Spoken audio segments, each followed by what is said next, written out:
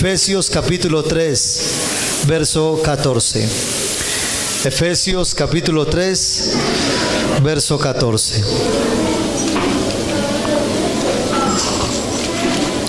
Gloria a Dios. Los niños también adoran a Dios. Qué bueno, niños que estaban cantando también. Me alegra mucho. Esta iglesia, hermanos, debe caracterizar por eso, por adorar al Señor Jesucristo. Amén, hermanos. Aquí venimos solo a eso. Aquí no venimos a ver cómo canta, cómo adora fulano o perano. Aquí el culto es personal y el culto es para Dios. Aquí no nos interesa ver cómo vino vestido aquel, cómo canta aquel, si desentó. No, hermanos. Aquí venimos a adorar a Dios. Y este año, hermanos, como les dije a las directivas y a los hermanos de música, vamos a ministrar la alabanza al Señor, porque la iglesia a eso viene, no a perder el tiempo, hemos venido a adorar al Señor. Efesios capítulo 3, verso 14 dice: por esta causa doblo mis rodillas ante el Padre de nuestro Señor Jesucristo, en quien toma nombre toda familia en los cielos y en la tierra, para que os dé conforme a las riquezas de su gloria el ser fortalecidos con poder en el hombre interior por su Espíritu, para que habite, dígalo usted, hermano, para que habite Cristo por la fe en vuestros corazones, a fin de que arraigados y cimentados en amor, seáis plenamente capaces de comprender con todos los santos cuál sea la anchura, la longitud, la profundidad y la altura, y de conocer el amor de Cristo que excede a todo conocimiento, para que seáis llenos de toda la plenitud de Dios. Cuando yo estaba leyendo este texto y estudiándolo, me impactó algo, que dice que en Cristo habita corporalmente toda la plenitud de la deidad. Pero aquí también está diciendo que nosotros podemos ser llenos de toda la plenitud de Dios. ¿Qué nos querrá decir el Señor esta mañana? Tenga la amabilidad de sentarse. Aleluya. Gloria al Señor.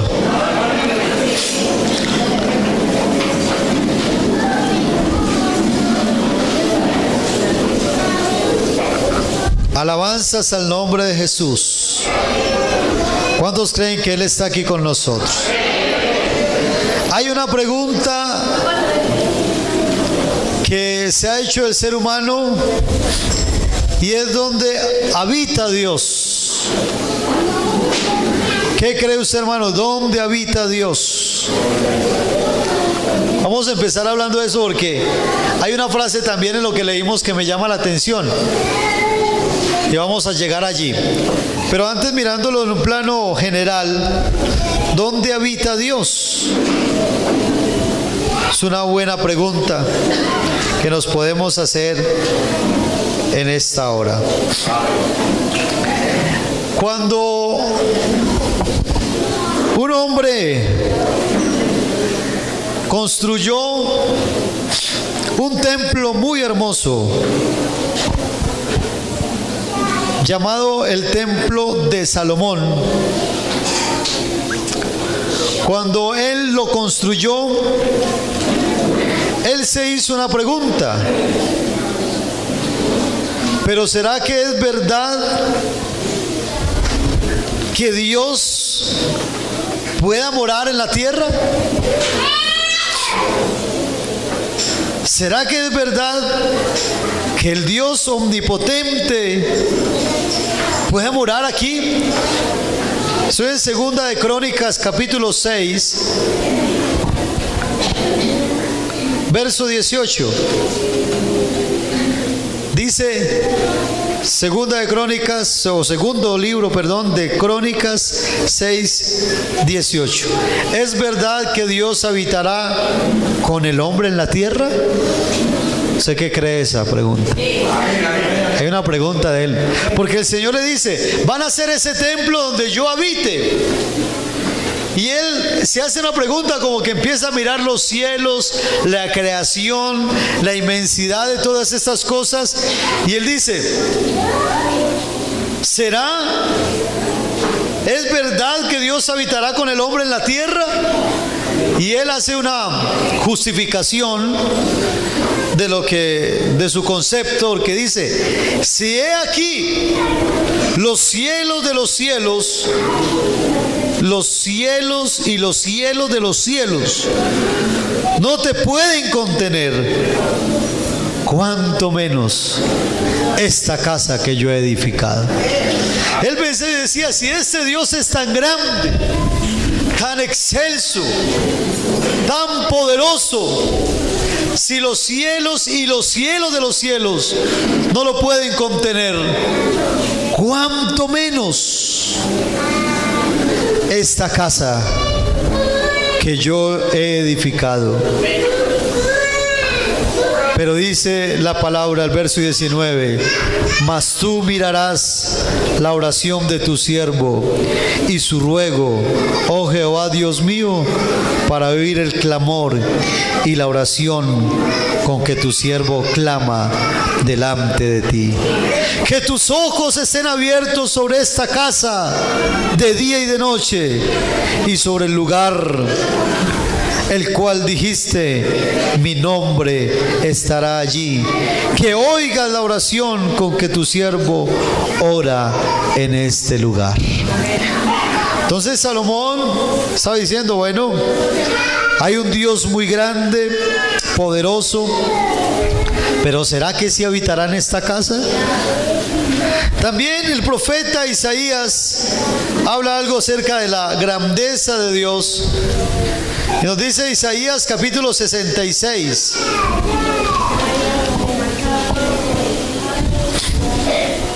¿Dónde mora el Señor? ¿Dónde podrá morar?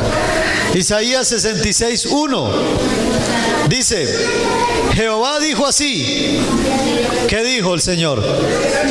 A ver todos: el cielo es mi trono y la tierra el estrado de mis pies.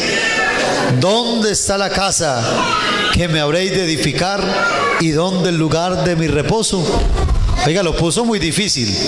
Está diciendo: hágame una casa donde yo habite, pero tenga en cuenta las siguientes medidas para la casa. El cielo es mi trono y la tierra el estrado de mis pies. Entonces, ¿cómo hay que hacer esa casa, hermanos? ¿Cómo? Por acá dicen los muchachos: enorme. ¿Qué medidas? Está diciendo: si el cielo es mi trono y la tierra, ¿dónde está pues la casa que me habréis de edificar? Estaba difícil.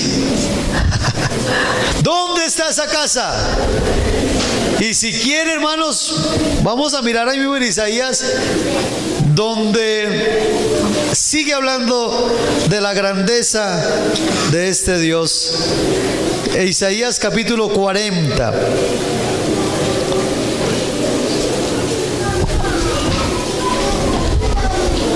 Dice, verso 12: ¿quién midió las aguas en el hueco de su mano? Oiga, hermanos, todas las aguas. ¿De qué aguas está hablando allí? ¿De qué aguas? Mares, ríos, quebradas, cañadas, todo. Dice: ¿quién las midió en el hueco de su mano? Y los cielos con su palmo. Con 3 deditos, ve así. Juntó el polvo de la tierra. Y pesó los montes con balanza y con pesa los collados. Imagínense en esas pesas que utilizó el Señor para pesar los montes y los collados. Dígame, ¿quién sabe cuánto pesa este monte de Quitasol, este cerro de Quitasol? Vea, con toda la ingeniería que había y por haber, nadie podrá saber cuánto pesa, pero el Señor ya los pesó, todos los montes y collados. Gloria al Señor. Dice la palabra de Dios, verso 15: he aquí las naciones le son como la gota de agua que cae del cubo. ¿Se ha visto una gotica de agua caer? Así le son las naciones. Y como menudo polvo en las balanzas le son estimadas. He aquí que hace desaparecer las islas como polvo. Ni el Líbano bastará para el fuego, ni todos sus animales para el sacrificio.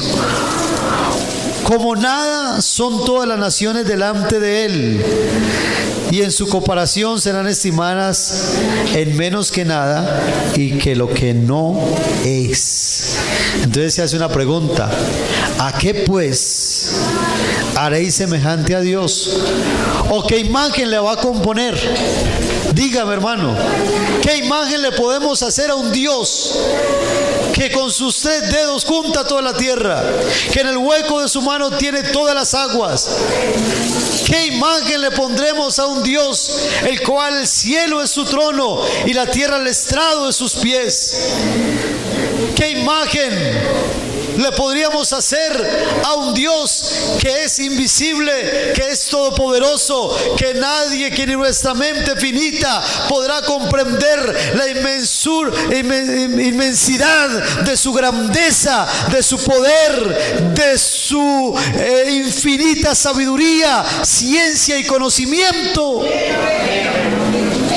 ¿Qué imagen, dígame? ¿Con qué lo vamos a comparar? La gente lo compara y hace imágenes, pero el Señor pregunta: ¿qué imagen me puedes hacer?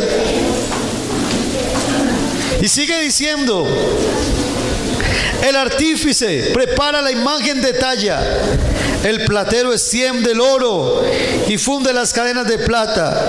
El pobre escoge para ofrecerle madera que no se apolille. Se busca un maestro sabio que le haga una imagen de talla que no se mueva. Eso es lo que hace la gente.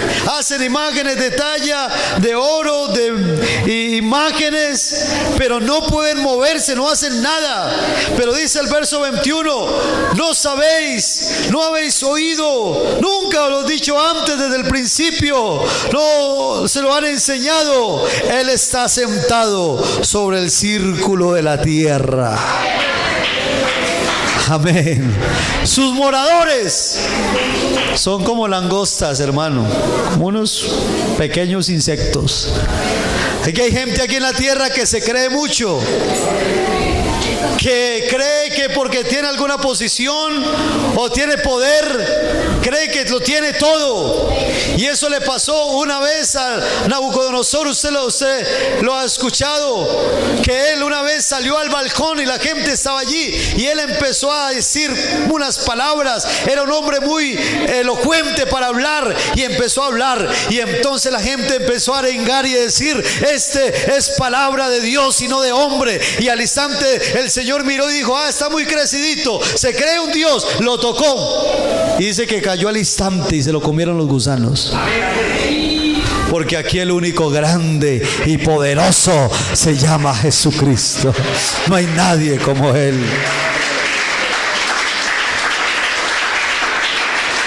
Alabanzas al Señor. Verso 25: ¿a qué pues me haréis semejante o me compararéis? Dice el santo.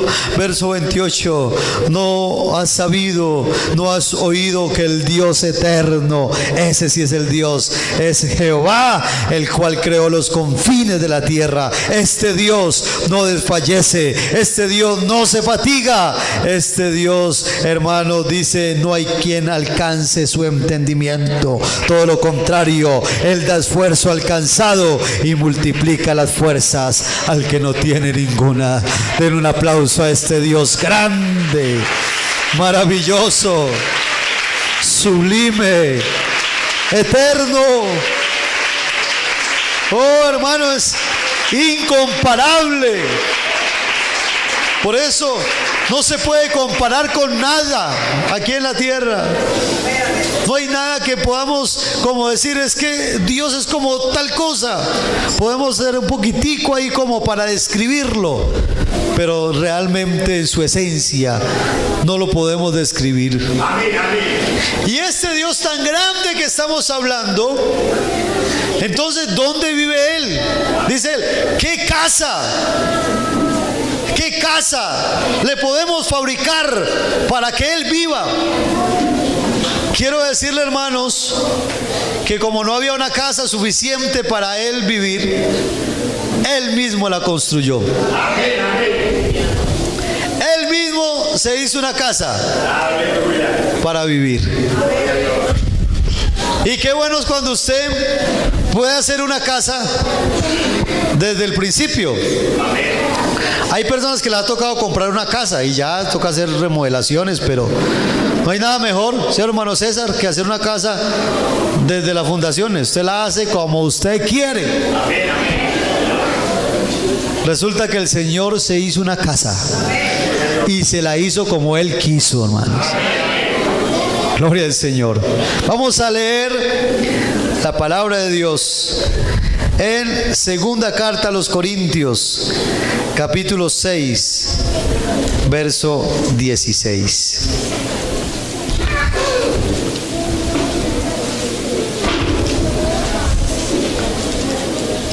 Segunda carta a los Corintios, capítulo 6, verso 14. Leamos desde el 14.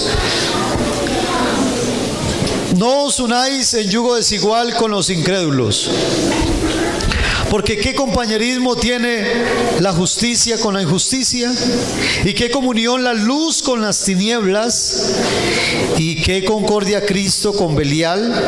¿Y qué parte el creyente con el incrédulo? ¿Qué acuerdo hay entre el templo de Dios y los ídolos? Porque vosotros, ayúdeme a leer esa parte, porque vosotros sois templo ¿de qué? Del Dios viviente. Como Dios dijo, habitaré y andaré entre ellos, seré su Dios y ellos serán mi pueblo. Por lo cual, salid en medio de ellos, apartaos, dice el Señor, no toquéis lo inmundo y yo os recibiré. Y seré para vosotros por Padre y vosotros me seréis hijos e hijas, dice el Señor Todopoderoso. ¿Quién lo dice? El Señor Todopoderoso. Entonces nos está diciendo que nosotros somos templo porque Él prometió y dijo, habitaré y andaré, verso 16, entre ellos. El Señor necesitaba un lugar limpio para morar, un lugar especial para que fuese su morada. Ellos, los judíos, tenían como algo insignia para ellos el templo. Y el templo para ellos era lo máximo. Pero aún ese templo lo tenían profanado porque ya se había convertido en un comercio allá a las afueras. Pero el Señor ahora ya no se refiere a ese templo hecho de manos de hombres. Este lugar aquí, hermanos, es un lugar hermoso. Y es un lugar que Dios nos ha regalado aquí en Altos de Niquía, donde nos sentimos muy cómodos, muy contentos, ahí recibiendo la fresquita a pesar del sol que está haciendo. Nos agradamos aquí, hermanos, pero quiero decirles que nos vamos todos de aquí cuando acaba el culto. Y aquí no queda la presencia de Dios manifiesta, no. Porque Él dijo, no habito en templos hechos por manos de hombres. Lo que hace santo y sagrado este lugar es que aquí se reúne la iglesia del Señor. Y cuando la iglesia se reúne para adorarlo, para glorificarlo, y su presencia se manifiesta en este lugar. Esto es lo que lo hace hermoso. Gloria a Dios. Tenemos lugares en nuestro distrito donde no es tan bonito el lugar. He visitado lugares donde me ha tocado ir a predicar y el lugar de predicación es una casa de tablas, hermano, y allí empezamos el culto a adorar a Dios. Y le digo, hermano, que ese lugar allí se ve tan hermoso porque está la presencia gloriosa de Jesús. Habitaré entre ellos. Y eso es lo que tenemos que creerle al Señor en esta mañana. Y vivir consciente de esa gran realidad. El Señor tomó nuestras vidas de lo más bajo, del pecado del mundo, hermanos. Si nos ponemos aquí a acordarnos de lo que éramos, tal vez muchos se avergonzarían contando lo que hacían, cómo vivían. Pero dice la Biblia que de lo vil y menospreciado del mundo escogió Dios para deshacer lo que es, a fin de que nadie se jacte en su presencia. El Señor nos cogió de lo más vil del pecado, pero nos santificó con el propósito de que Él habitara dentro. Oiga bien, ahora vamos a hacer esa comparación. Ese Dios que ni los cielos de los cielos lo pueden contener, ese Dios que el cielo es su trono y la tierra el estrado de sus pies, ese Dios tan grande, ¿será que puede habitar acá en esta casa? ¿Ah? Mire lo que el Señor hizo con la iglesia en Corinto, y creo que con los que estamos aquí también. Primera de Corintios capítulo 6, verso 9. Dice la palabra de Dios. Primera de Corintios 6, 9. ¿No sabéis que los injustos no heredarán el reino de Dios? No se equivoque, ni los fornicarios tampoco, ni los que adoran imágenes, ni los adúlteros, ni los afeminados, ni los que se echan con varones, ni los ladrones, ni los ávaros, ni los borrachos, ni los maldicientes, ni los estafadores heredarán el reino de Dios. Mira lo que dice el verso 11, tremendo. Y esto erais algunos. O sea que ahí, en esa iglesia de Corinto, antes de Cristo había de todo, ¿cierto? Borrachos, homosexuales, adúlteros, ávaros, estafadores. Pero dice, y esto erais algunos, y llegaron a Cristo. Y lo especial es que a esta iglesia puede llegar el que sea. Las puertas están abiertas. Aquí no hacemos acepción de personas, porque Dios tampoco lo hace. Pero lo importante es que llegue la persona y empieza Dios a hacer un trabajo especial. Porque dice, y esto erais algunos tiempo pasado, mas ya habéis sido, ¿qué, hermanos? ¿Ya habéis sido qué? Lavados. Ya habéis sido santificados. Ya habéis sido justificados en el nombre del Señor Jesús y por el Espíritu de nuestro Dios. ¿A cuántos ha alabado el Señor Jesús? ¿A cuántos ha justificado el Señor? ¿A cuántos está santificando el Señor Jesús?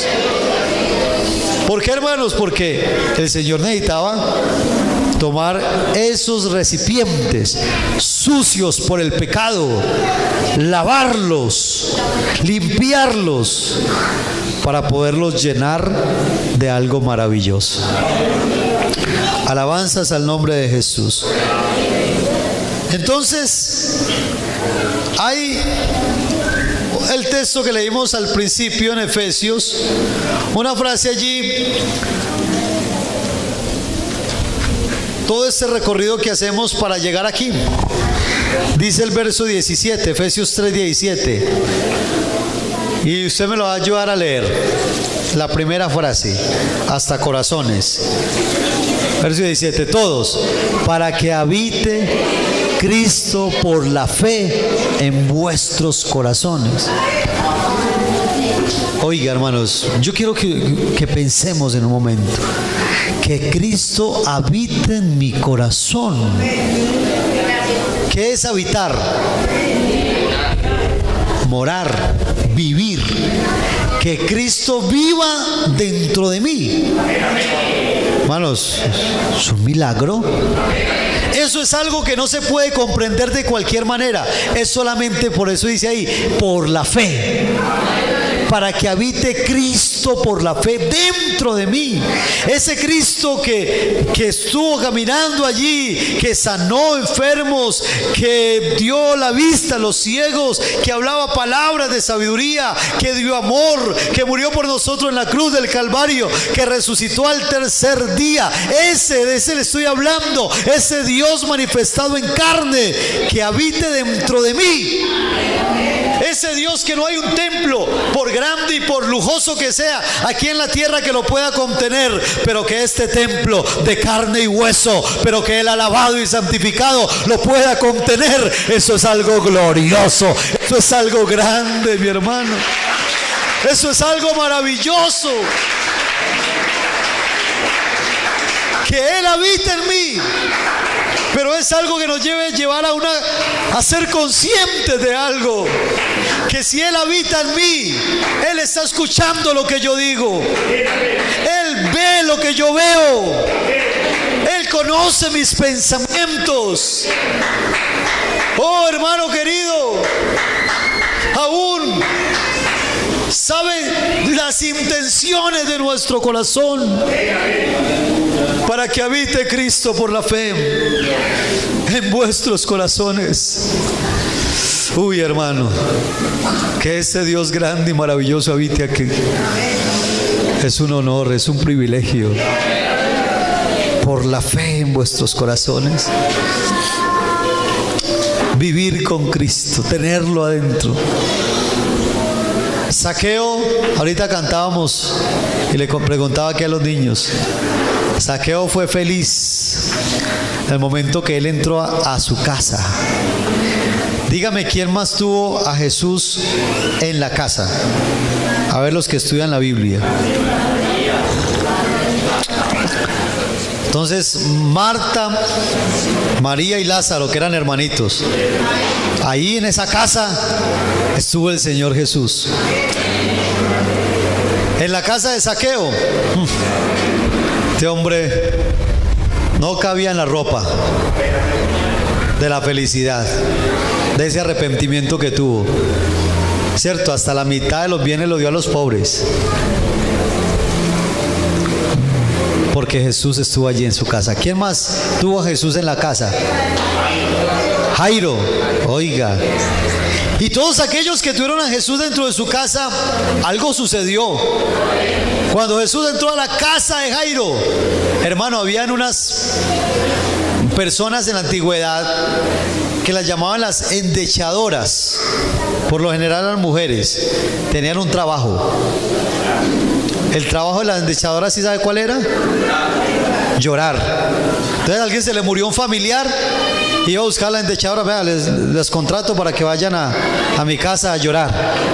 Eso suena chistoso, pero es verdad. Hermano, ¿y cómo le parece que en la casa de Jairo ya estaban estas lloronas? Eso, cuando llegó Jesús, solo llantos y lágrimas. Y el Señor llega y dice: oiga, ¿por qué lloran? Tanto alboroto. Ella no está muerta. Y hasta se rieron, dijo: no, Señor. Pero Jesús entró allí a la casa, a la habitación de la hija de Jairo, que había muerto, pero el que entró allí fue la vida. Simplemente el que, hermano, predicaba ahorita la palabra, simplemente le dijo: a ti te digo, levántate. Y la que estaba muerta se levantó. Dale ese aplauso a él, hermano. ¡Aleluya!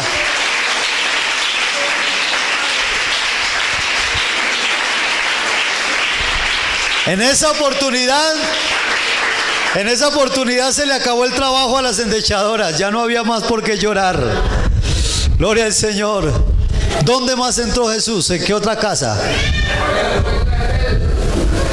La casa de Pedro también entró. Oiga, no sabemos si le hizo un bien o un mal a Pedro, pero le sanó la suegra. Bendito el Señor Jesús. Ustedes saben que yo quiero mucho a la suegra, pero también allá estuvo en la casa de Pedro.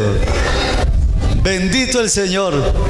Pero sabe, hermanos, ¿ustedes creen que fue un privilegio tener a Jesús ahí en la casa? Simón el fariseo, que lo invitó a una cena, ahí, lo tuvo ahí. Pero sabe que el Señor dijo unas palabras a sus discípulos cuando le dijo: yo me voy a ir, Señor, no, pero ¿cómo nos vas a dejar solos? Oiga, les conviene que yo me vaya. ¿Cómo así que nos conviene? Ellos tuvieron el privilegio de tenerlo en medio de ellos, en la casa de ellos. Pero Jesús les dice, les conviene que yo me vaya, porque si yo no me voy, no vendrá el Consolador. ¿Cómo así? Sí, tranquilos, no los voy a dejar huérfanos.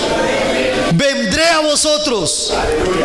Ya no iba a estar en su manifestación en carne, que en esa manifestación en carne estaba reducido al tiempo, o limitado al tiempo y al espacio.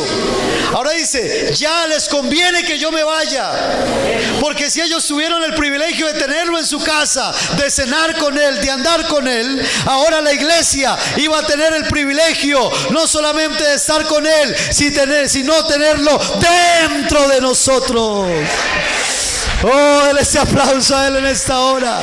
Y eso es todavía más grande. Aleluya. Para que habite Cristo por la fe en nuestros corazones. Entonces, hermanos, tocó un privilegio más grande todavía. Que Él habite dentro de nosotros es algo maravilloso. Es algo glorioso. Pero es ahí también donde, mis queridos hermanos, tenemos que mirar la Escritura, que es espíritu que habita dentro de nosotros. Por eso creemos en la palabra, que la palabra no se contradice. Dice que Cristo es el que habita dentro de nosotros.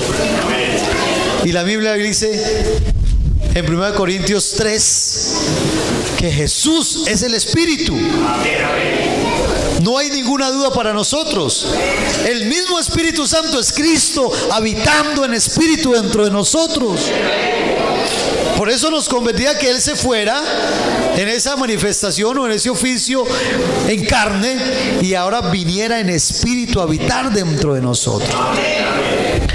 Pero es ahí también, hermanos, donde dice la Escritura. Y vamos a mirar en Santiago capítulo 4, que esto trae también una gran responsabilidad.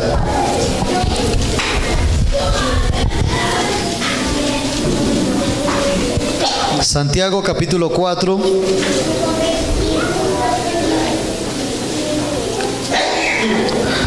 Dice el verso 4.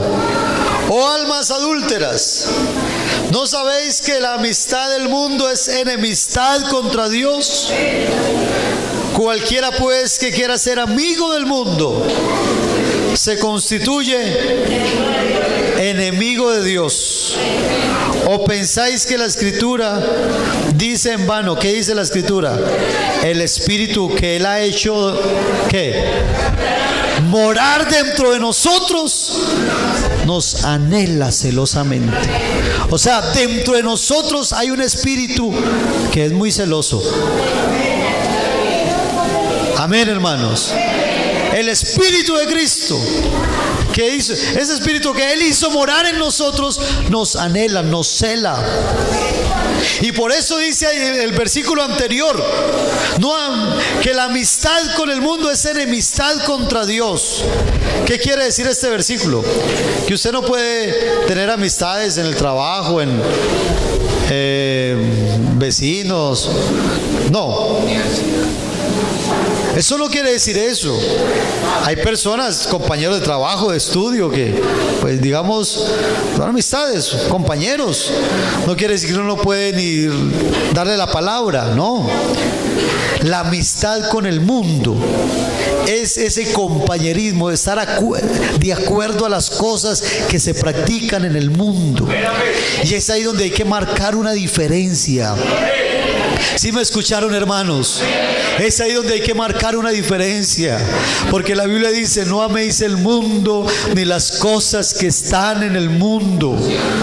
A veces queremos quedar bien ante los hombres y no bien ante Dios. Queremos que nos vea mejor el mundo y los demás y nos alaben, pero ¿te has preguntado el Espíritu que mora dentro de ti si está contento o no? ¿Te has preguntado si con la forma de hablar estás agradando al Espíritu que mora dentro de ti? ¿Te has preguntado si con la forma de pensar, que nadie alrededor sabe que estás pensando, pero el Espíritu que mora dentro de ti, que te anhela celosamente, está de acuerdo con lo que tú piensas? ¿Estará de acuerdo en la forma que te vistes? Ese Espíritu que te anhela celosamente, ese Espíritu que nos anhela celosamente cuando estamos allí en una conversación, y esa conversación con personas del mundo ya se tornó con un tinte de pronto grosero, vulgar. El Espíritu que mora entre nosotros y que nos anhela nos empieza a decir: sálgase de ahí, váyase de ahí, ya ese no es su lugar. No, de ahí, porque Él nos anhela, Él nos guarda. Cuando usted está allí de pronto en el internet y le llega allí una imagen, una conversación que no es adecuada, o una persona que no es adecuada, el Espíritu que Él hizo morar dentro de nosotros, que nos anhela, nos empieza a decir: ojo, así no es, no haga eso. Pero sabe, hermanos, Él nos anhela celosamente, pero Él también nos ha dado a nosotros no espíritu de cobardía, sino de poder, de amor y dominio propio. Y nosotros tenemos que tener ese dominio propio para cerrar una conversación cuando ya no conviene, para salir de donde tenga que salir, porque ese Espíritu nos anhela celosamente. Y cuando nosotros hacemos caso omiso, o sea, no obedecemos a la voz de Dios que está dentro de nosotros, de ese Cristo que mora dentro de nuestros corazones, ¿sabe qué es lo que pasa? Vamos a leer lo que pasa cuando no obedecemos. ¿Qué pasa con ese Espíritu que está dentro de nosotros? ¿Qué dice usted, hermano? Efesios capítulo 4.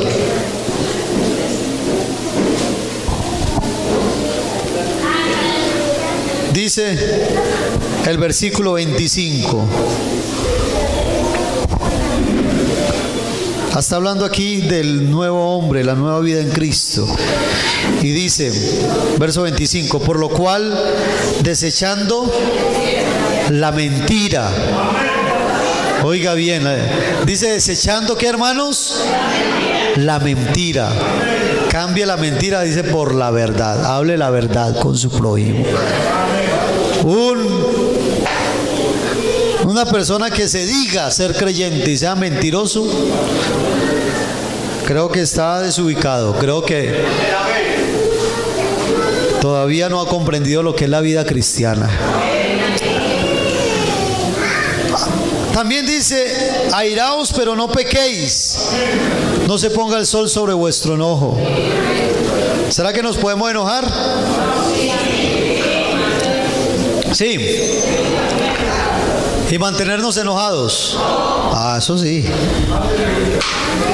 Ahí somos seres humanos, de pronto nos enojamos, pero dice dos cosas: no se ponga el sol sobre vuestro enojo, o sea, no se quede más un día y todavía con ese mismo enojo, y no pequéis bajo ese enojo que tiene. Amén. Gloria al Señor. Se me corrió las hojas aquí. Dice: el que hurtaba, no hurte más. Eso ni hay que explicarlo. Dice, más bien trabaje. ¿Cierto? Trabaje y haga con sus manos lo que es bueno, para que no tenga que robarle a nadie, sino más bien tenga que compartir con el que padece necesidad. Ninguna palabra corrompida salga de vuestra boca. Oiga, ¿qué es una palabra corrompida? No solamente cuando por ahí dicen la grande, sino chistes de doble sentido. palabras corrompidas. Y mire lo que habla, venía hablando de desechar la mentira, de airarse pero no pecar, de no robar, de no decir malas palabras. Verso 30, allí quería llegar y dice, y no contristéis. ¿Qué quiere decir contristar? Oiga, hermano, por favor, en esta mañana seamos conscientes de que si hemos sido bautizados en Cristo, hemos sido lavados por Él, Él hizo morar su Espíritu dentro de nuestros corazones. Ahora, más adelante y durante este año estaremos hablando de lo que es el bautismo del Espíritu Santo. Pero todos los que hemos nacido de nuevo, el Espíritu de Dios vino a morar en nosotros. Y dice, por favor, no lo entristezca. Si ese Espíritu nos anhela celosamente, pero nosotros persistimos en lo malo, ¿qué pasa? No entristezcáis al Espíritu Santo de Dios. En cuanto de pronto estará el Espíritu ahí, pero triste. Hay una canción de los Debbie, me vino a la mente, dice, pero estás alegre cuando yo triunfo, pero te escucho llorar, ¿cierto? Cuando alguien ha dejado tu senda. Porque el Señor no va a obligar a nadie, pero el Señor, nuestro Dios, no es un ser por ahí sin sentimiento, no. Él siente y se entristece cuando pecamos. Y tener al Espíritu Santo contristado, ¿sabe, hermano? Eso se va a reflejar en uno mismo también. Porque la persona no va a estar contenta, va a estar triste, va a estar aburrido. Algo le hace falta. Porque el pecado lleva a eso, como a estar en una intranquilidad, como que algo hace falta. Podemos tener muchas cosas materiales, pero si el Espíritu Santo está ahí contristado, no hay paz para nosotros, no hay tranquilidad, no hay sosiego. Oh, hermano, pero cuando el Espíritu Santo no está contristado, hermano, sino alegre, porque usted y yo estamos viviendo conforme a su voluntad, hermanos, como si nos quisiera explotar el Espíritu Santo en nuestro corazón, dentro de nosotros desbordar de alegría, de felicidad, y salen aplausos, salen alabanzas, oh, sale gozo. El gozo nos brota como por los poros. El Espíritu Santo Él lo hizo morar en nosotros, vivir en nosotros. Pero hay una gran responsabilidad, y por eso dice ahí, si usted está mintiendo, ahí el contexto lo leíamos, está contristado el Espíritu. Si usted está allí con un lenguaje que no es apropiado, está contristado el Espíritu. Si usted está viviendo mal y solamente usted lo sabe, está ese espíritu allí contristado. Pero yo quiero hacer una pregunta, y se me sale esta frase de decirla hoy. ¿Cuántos queremos alegrar hoy el Espíritu Santo? Alegrar a Dios en esta hora. ¡Oh, aleluya! ¡Oh, aleluya! Pero no solamente es hoy porque estamos aquí en el culto. Lo vamos a empezar a alegrar a Él, ¿sabe cómo? Con un sincero arrepentimiento. Con un sincero arrepentimiento y un quebrantamiento delante de su presencia. Lo digamos, Señor, de verdad, si tú estás en mí, yo quiero vivir acorde a esa vida en el Espíritu. Oh, aleluya, porque esa es la vida en el Espíritu. Nadie ni siquiera nos tiene que estar enseñando, ni repitiendo, ni diciendo.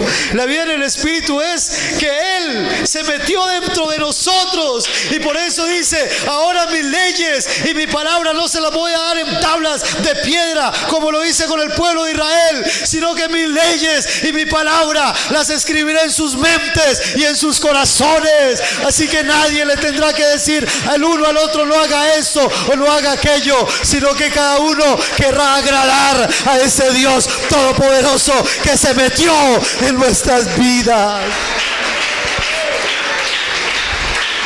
Y Así cuando alguien te quiera hacer una propuesta, así querido joven, querida jovencita, cuando alguien te quiera hacer una propuesta, hagamos aquello, vamos a tal lugar, digamos tal cosa, hermano, usted va a tener esa certeza de que hay algo dentro de usted. No el pastor que lo ve, no la directiva, no, olvídese de todo eso. Hay algo dentro de usted que le dice: no vaya, no haga eso. Y es el Espíritu de Dios que nos anhela celosamente. Oh, dale ese aplauso a Él.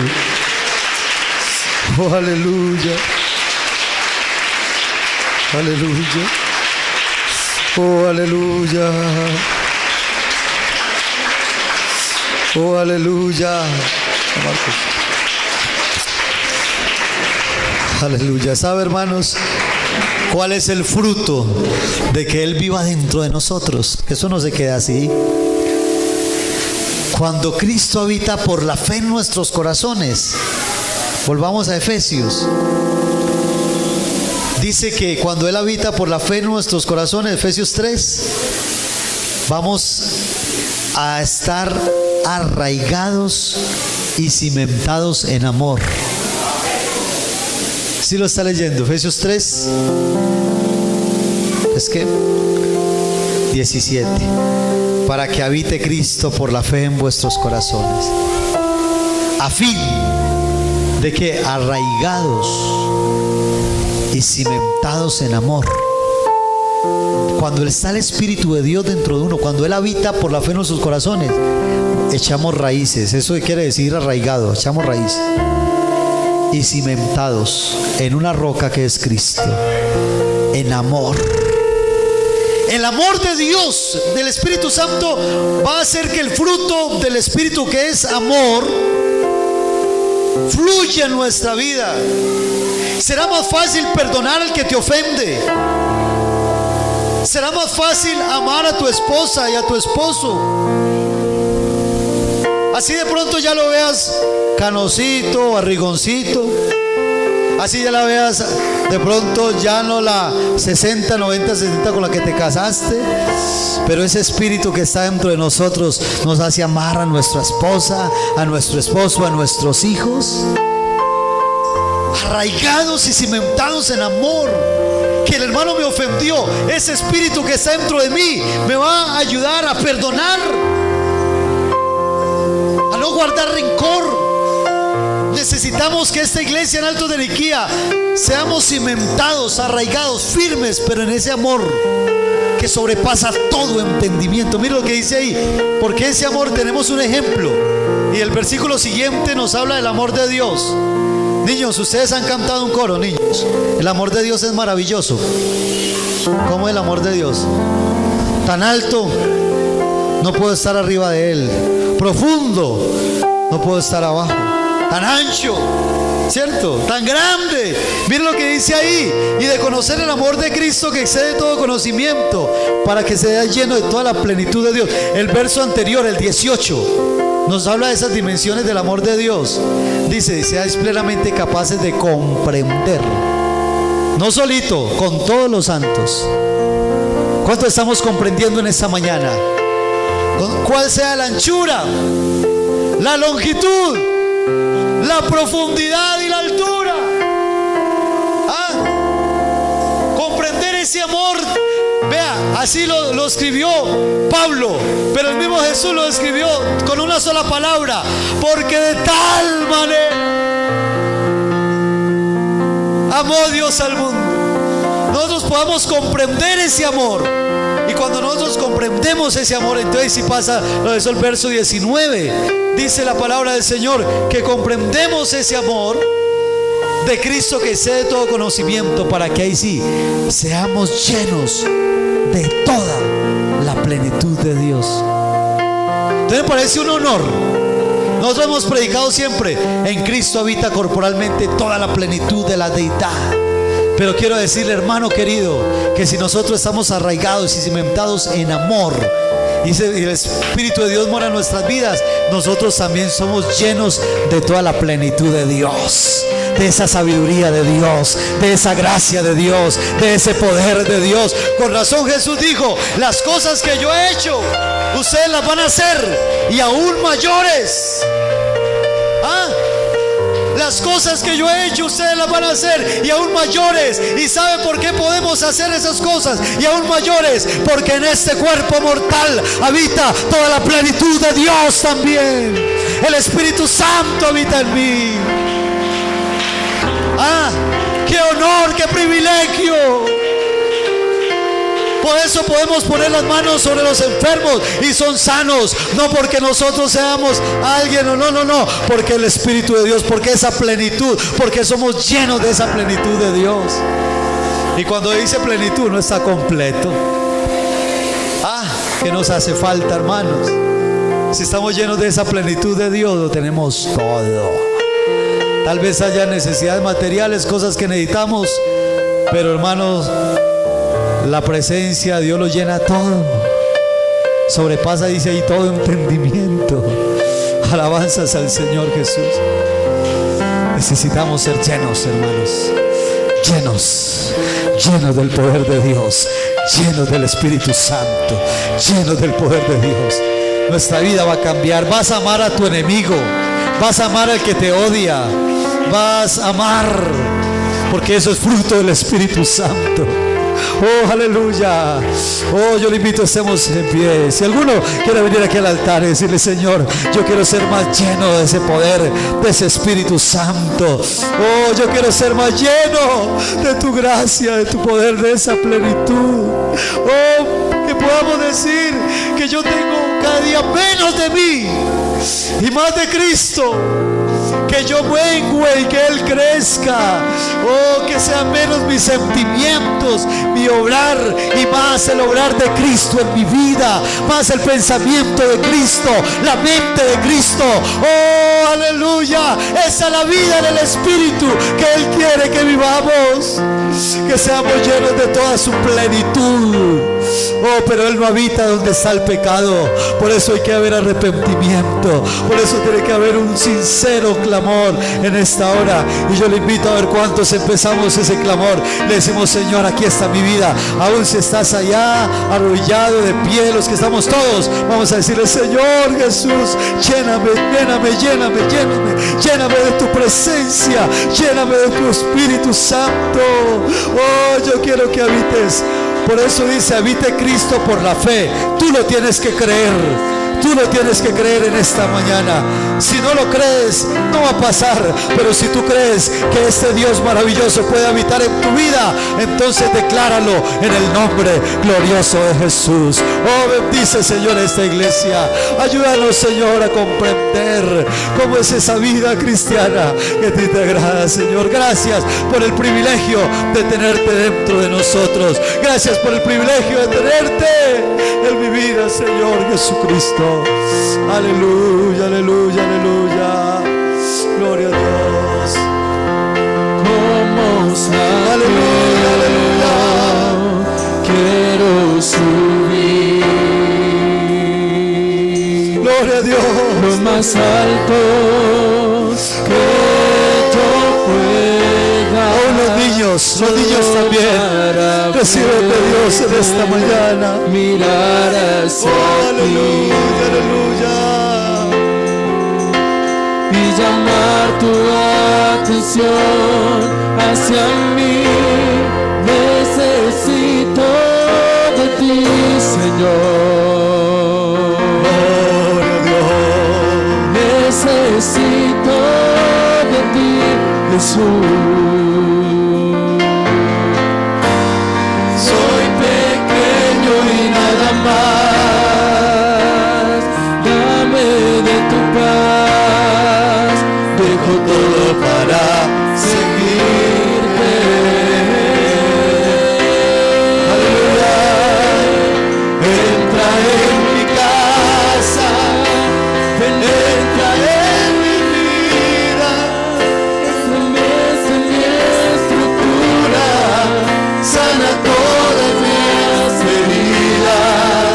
Dame de tu santidad. Quiero amarte solo a ti.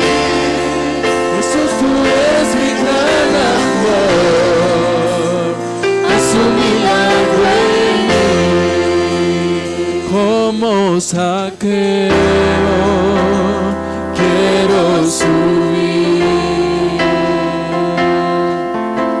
lo más alto que yo pueda, solo para verte, mirar hacia ti y llamar tu atención hacia mí.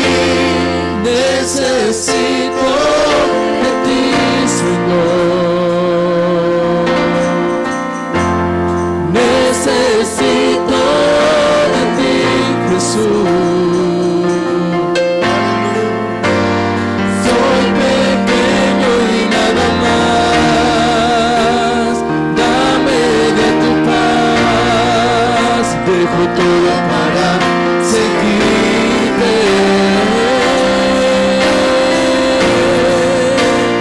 Entra en mi casa, entra en mi vida, estremece mi estructura, sana todas las heridas, dame de tu santidad, quiero amarte solo a ti, Jesús, tú eres mi gran amor, haz un milagro en mí, ven, entra en mi casa, entra en mi vida, estremece mi estructura, sana todas las heridas, dame de tu santidad, quiero amarte solo a ti, Jesús, tú eres mi gran amor, haz un milagro en mí. Jesús, tú eres mi gran amor, haz un milagro en mí. Jesús, tú eres mi gran amor, haz un milagro en mí. Gloria a Dios. Fuerte ese aplauso para Él en esta hora.